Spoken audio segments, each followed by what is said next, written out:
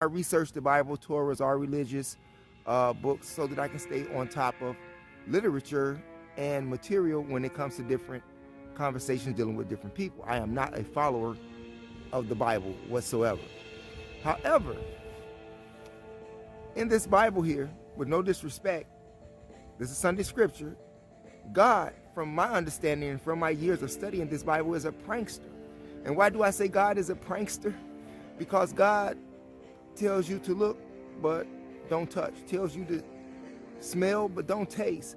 God lays out all of these magnificent women around the country, around the world, in all shapes, all colors, and then tells you you can only have one. It's 15 women to one man. Don't you call that a prankster?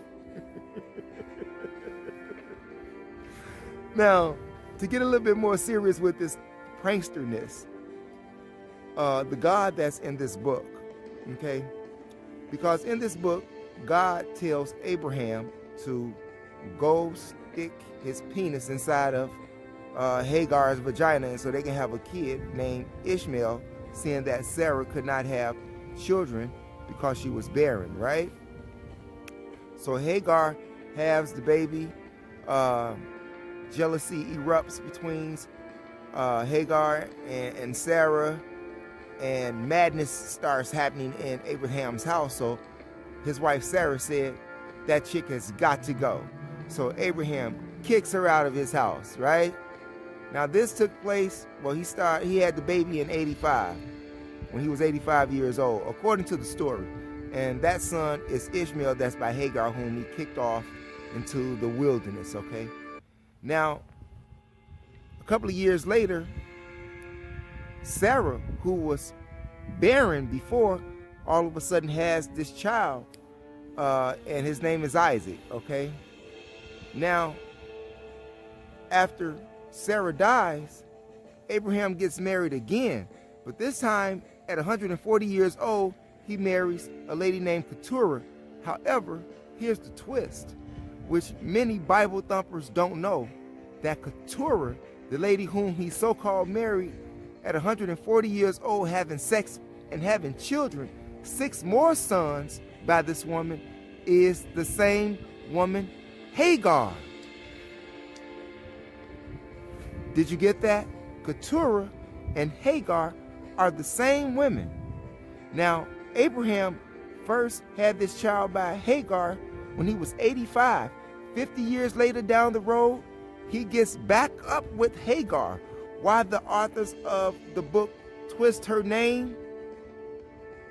Some scholars say that it involves her name being Keturah, meaning incense, meaning pure and good, because she supposedly had held on to her chastity while she was in the wilderness raising Ishmael, who is the father of the Arabs. Now, if you continue to read the story in the book of Genesis, and you go off into Exodus and Numbers and Deuteronomy, you will find that God, who made Abraham the father of many nations, sends Moses to go kill his descendants, the Midianites, who were in the northwest part of Arabia by the Upper Peninsula. Why would God sanction Moses to go kill Abraham's descendants, the Midianites? Why is that? And why does the author of the book change the name of Hagar to Keturah 50 years down the road? Did you all know that? That's for my Bible thumpers, Christian family out there. That's a jewel for you today. And mind you, that Hagar was an ancient Egyptian woman, meaning that she was black. Okay? And God told Moses to go kill some more black descendants. If you go to the book of Deuteronomy chapter 20 verses 10 through 16, and you can also read the book of Numbers chapter 31, you will specifically find it there where God sanctions Abraham to go kill, enslave, rape, murder, pillage, torture the Midianites, who are the descendants of Abraham. Take they shit. and have them to make tribute to you. And if they don't tribute or pay tribute to you, then you do what you have to do. They are called, what is it called? Tributaries in the King James Version. Tributaries. And he enslaved them. God sanctioned that. Isn't that a prankster? God gives this man, or makes this man the father of many nations, Abraham, and then sends Moses to go kill his descendants. But they supposed to be on the same team.